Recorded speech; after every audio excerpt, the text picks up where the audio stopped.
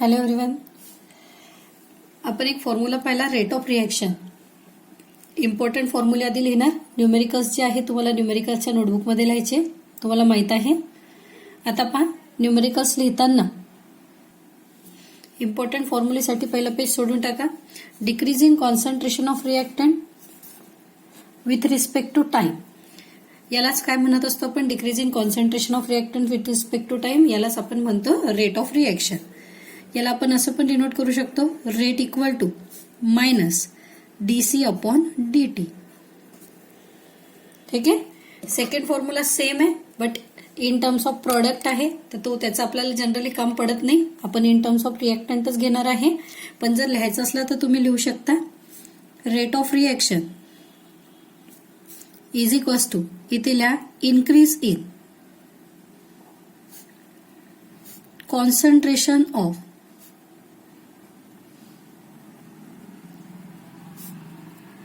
Product divided by time.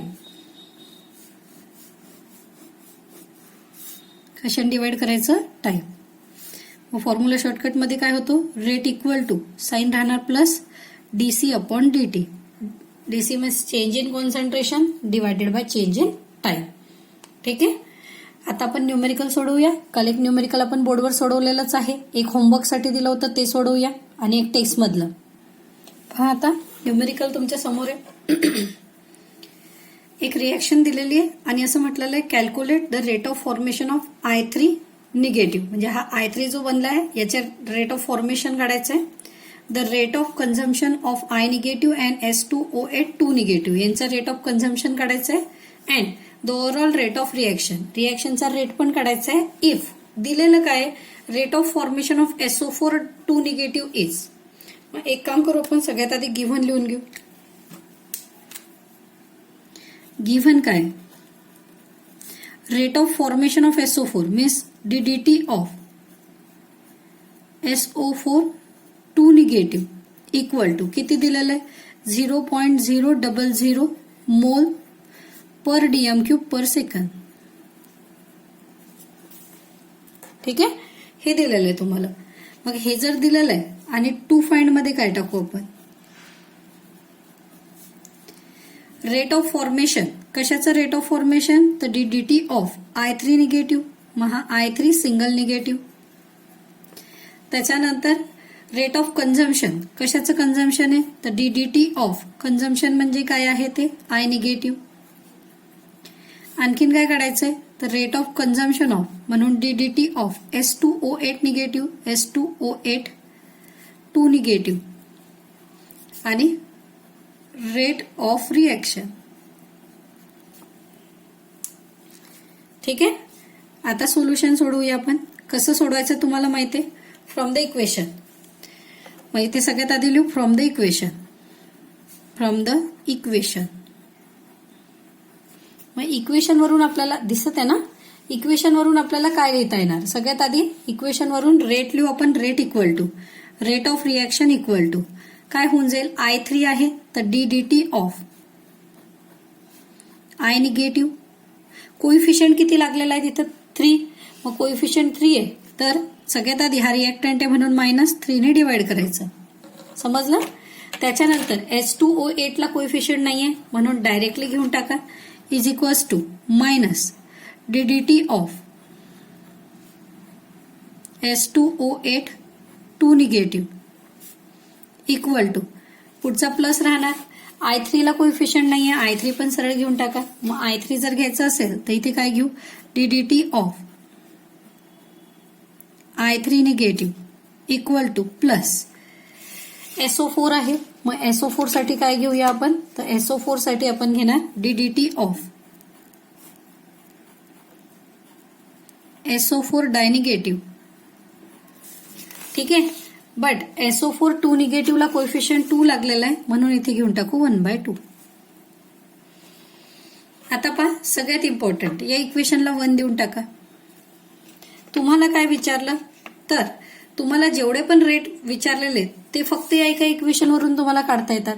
या एका equation वरून कसं काढता येतात? I3 साठी काढायचं तर हा I3 आणि SO4 दिलेला आहे म्हणून हे दोन उचलून घ्यायचे. समजलं? मग सिन्स किंवा इथे लिहू शकतो आपण rate of formation of, rate of formation of, दिसत आहे ना? खूप सोपं आहे. Formation of I3 negative is. चला मग एवढा पार्ट उचलून घ्यायच्यातला. मग इथे काय लिहू? ddT of I3 negative equal to half ddT of SO4 di negative. Negative बाहेरल्या आतल्या काही फरक नाही पडत. SO4 ची व्हॅल्यू दिली तुम्हाला 0.000. पहा इथे लिहिलेली आपण वर 0.022 म्हणून इथे लिहू हाफ मल्टिप्लाइड बाय 0.000 म्हणजे ही व्हॅल्यू किती आली तुमची 0.011 युनिट द्या मोल पर DM³ पर सेकंद. मग rate of formation of I3 negative काढला. आता तुम्ही पुढे काय काढायचंय तुम्हाला? तर रेट ऑफ कन्झम्पशन काढायचे. मग rate of consumption of I negative, मग हे दोन रिलेशन घेऊन टाका SO4 आणि I निगेटिव्हचं, किंवा हे पण घेतलं तरी चालते. ठीक आहे. मग इथे लिहू आपण rate of consumption of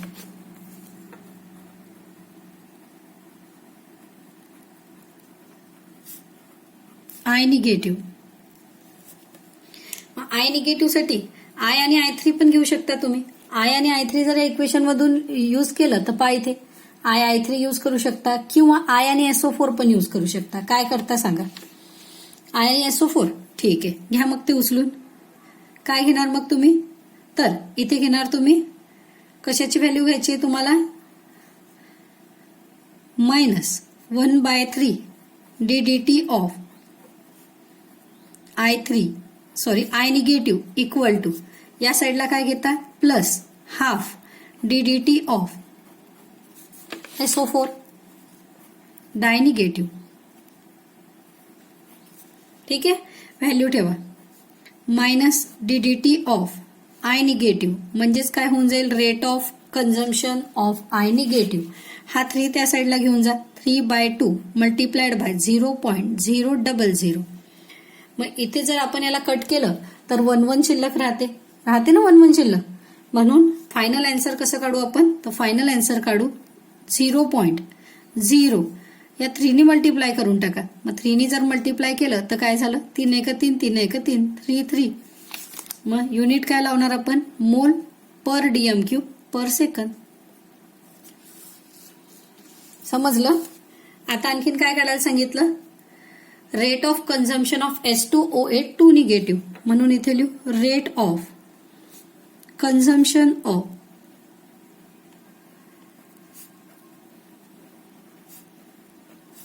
S2O8 negative. चला मग याच्यासाठी पण 2 उचलून घेऊ आपण. S2O8 निगेटिव्ह घेऊ आणि सोबत SO4 घेऊन टाकू. म्हणून काय घ्यायचं? Minus ddT of S2O8 negative equal to बाहेर काय घेता? Plus half ddT of SO4 negative. बरोबर? व्हॅल्यू ठेवा. हे हाफ मल्टिप्लाइड बाय 0.022. ठीक आहे ना? 0.022 जर घेतलं आपण तर काय येते? हे कॅल्क्युलेशन येते 0.011 युनिट लावा. मोल पर DM³ पर सेकंद. आता काय राहिलं तुमचं? Overall rate of reaction. म्हणून फायनलला ओव्हरऑल रेट ऑफ रिएक्शन.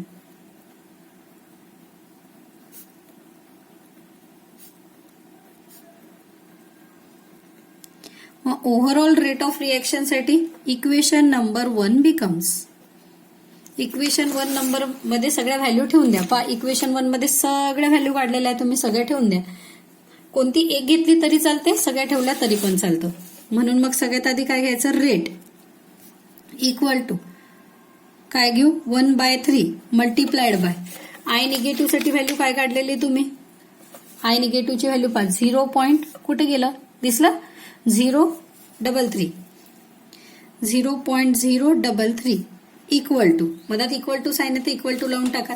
दुसरी टर्म कोणती आहे? S2O8 negative. त्याची व्हॅल्यू पहा, S2O8 निगेटिव्ह ही आहे. किती आहे ती? 0.011 इक्वल टू I3 निगेटिव्हची व्हॅल्यू पहा काय? 0.011 इक्वल टू लास्ट काय आहे? Half multiplied by 0.022. मग सगळ्यांना जरी पण सॉल्व्ह केलं आपण तर आपलं फायनली रेट काय निघते? Rate of reaction. मग रेट ऑफ रिएक्शन काय निघतो आपला? 0.011. युनिट काय लिहिता? मोल पर DMQ पर सेकंद. आता तुम्ही कोणत्या एकावरूनही काढलं असतं तरी हे झालं असतं, पण तरी सुद्धा आपण पूर्ण तिन्हीच्या तिन्हीवरून तुम्हाला काढून दाखवलं की rate of consumption and rate of formation may different. ते वेगवेगळे राहू शकते, पण कोणता रेट नेहमी सेम असतो? तर rate of reaction is always constant with respect to any of the reactant or product. आलं लक्षामध्ये? आता प्रॉब्लेम समजल्यानंतर तुम्ही लिहायला सुरुवात करा. मी तुम्हाला वेळ देते. सगळ्यात आधी इथून स्टार्ट करा. फॉर्म्युलेत आपण लिहिले, पॉज करा आणि इथून सुरुवात करा. टू फाइंड पर्यंत पूर्ण लिहून घ्या. पॉज करा तुमचा व्हिडिओ.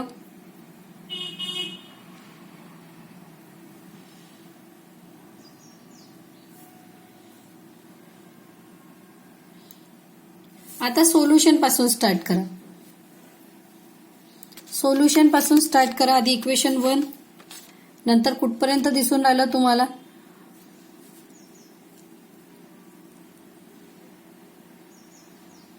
पॉज करा.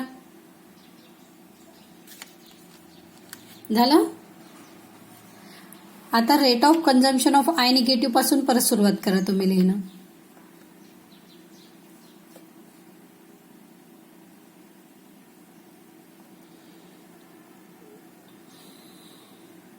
मुद्दाम तुम्हाला वेळ देऊन राहिले मी की पॉज करून करून तुम्ही हे लिहू शकता. ओके?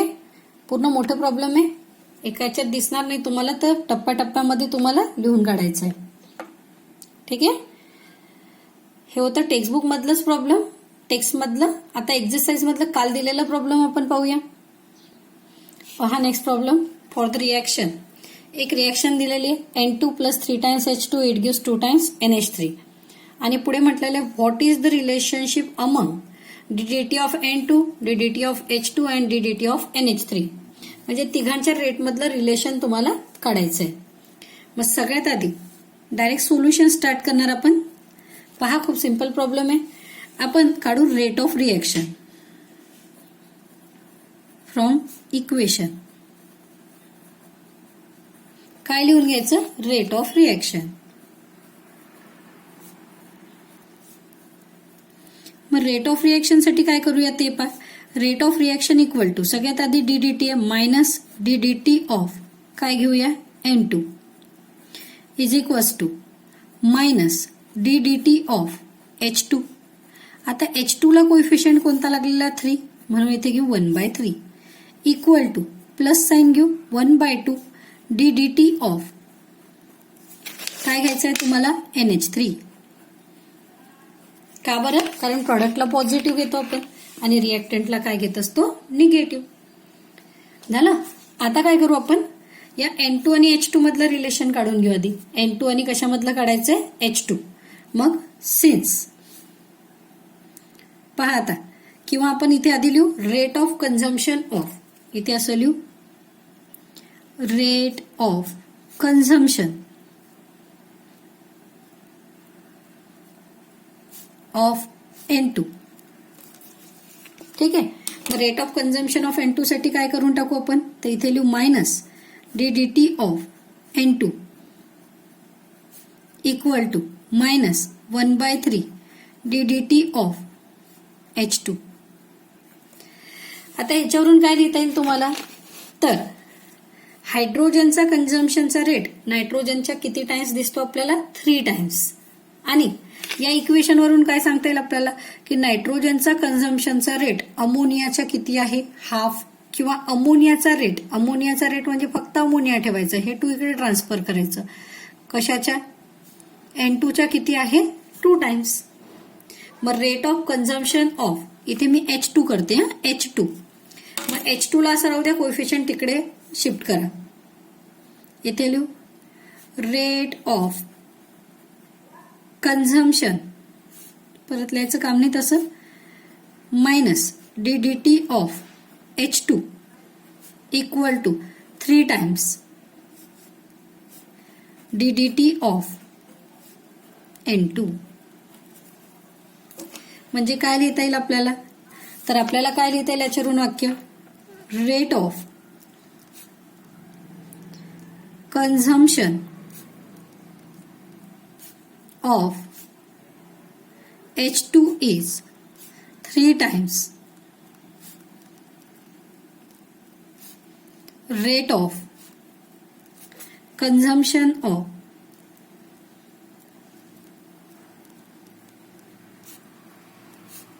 N2. समजलं? H2 आणि N2 मधलं रिलेशन काढलं. आता H2 आणि NH3 मधलं रिलेशन काढू. Rate of formation of ammonia काढा. इथे काय लिहू, rate of formation of ammonia. मग अमोनियाला एकटं ठेवा, बाकी कोएफिशियंट शिफ्ट करा. मग हा जर कोएफिशियंट तुम्ही इकडे शिफ्ट केला तर rate of formation of ammonia नायट्रोजनच्या कन्झम्पशनचा काय झाला डबल, आणि हा इकडे शिफ्ट केला तर rate of formation of ammonia काय झालं, हायड्रोजनच्या किती झाला 2/3 टाइम्स. समजलं का कसं काढायचं. या अमोनियाला राहू द्या, हे शिफ्ट करून टाका 2 दोन्ही साईडला. म्हणून काय लिहू शकतो आपण, इथे लिहिते हा, ddT of NH3 equal to 2 ला शिफ्ट करून टाका, minus 2 ddT of N2 equal to, आणखीन काय करता येईल आपल्याला, हायड्रोजनला मायनस 2/3 ddT ऑफ H2. बरोबर का. हा अमोनियाचा 2, हा अमोनियाचा काय 2, इकडे शिफ्ट केला तुम्ही दोघांकडे. म्हणून एक काय थेरी लाईन लिहू शकतो, therefore rate of formation of ammonia means NH3 is double the rate of consumption of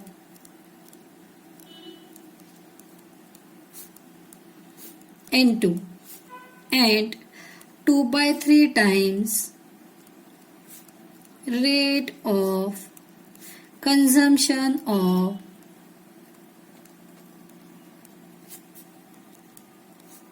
H2. मग इथे H2N2 मधलं रिलेशन लिहिलं, अमोनियाचं पण लिहून टाकता का, म्हणजे एक सोबतच सगळं होऊन जाते आपलं. पहा इथे पण एका सोबतच करून टाकू आपण. इक्वल टू N2चं घेतलं ना तुम्ही 1/3 H2, इथे पण करून टाका काय 1/2 ddT ऑफ NH3. मग हा H2 आहे, हा 3 तुम्ही इकडे शिफ्ट केला, इथे पण 3 शिफ्ट करून टाका, 3/2 ddT ऑफ NH3. मग याच्यावरून फक्त एकच लाईन लावावं लागेल तुम्हाला, कोणती, rate of consumption of H2 is 3 times rate of consumption of N2 and 3/2 times ammonia.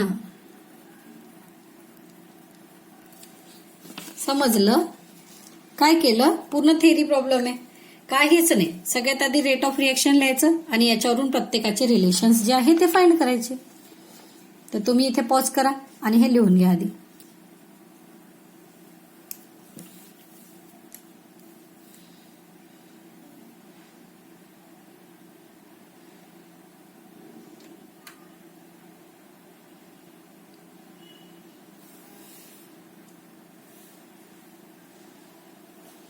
झालं, चला इथून लिहा आता.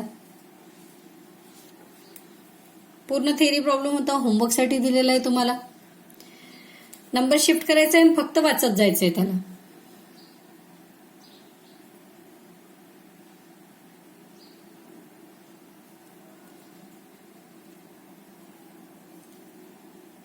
चला तर मग आजच्या व्हिडिओमध्ये आपण इथेच थांबूया.